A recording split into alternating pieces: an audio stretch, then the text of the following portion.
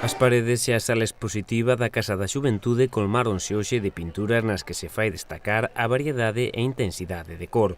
Os alumnos das clases de pintura deste centro deixan aquí estes días unha mostra do que foi o seu traballo durante o curso. Autoridades locais e da Xunta de Galicia acudiron hoxe á festa de fin de curso da Casa da Xuventude dirixida por Marina Vila.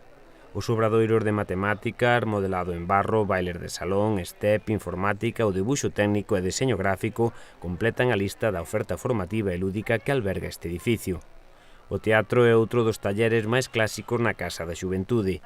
Este ano o grupo puxo sobre as táboas a Galiña Azul de Carlos Casares. A directora Paque Abeledo adaptou os contos para interpretalos para o público nunha peza moi completa e que foi aplaudida por numeroso público.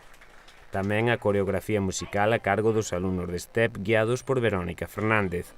A tarde e noite rematou cunha merenda que compartiron os usuarios deste dinámico centro. Amigos teus éramos todos. Un día fóramos ao xardín ver os peixes de Tores. E pasou unha señora que se volveu cara a ti e dixo: «Ai, que nena tan bonita, parece unha mazá». Pero unha noite de verán marchastes para Santander. O guarda estaba mirando se atopaba o neno. Entonces, como apareció o Leoncio?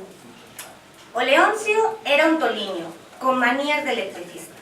Como aquel día que o vimos no alto dunha pedra, botando un discurso en contra dos avións. Malísimo. Os avións, os avións non son paxaros e, polo tanto, non poden voar. Se eu quixera agora mesmo, podería facer voar a esa nena, como se fose unha bolboreta. E como a Leoncio le gustaba nos discursos, no seu peneriño pequeniño, dio un discurso.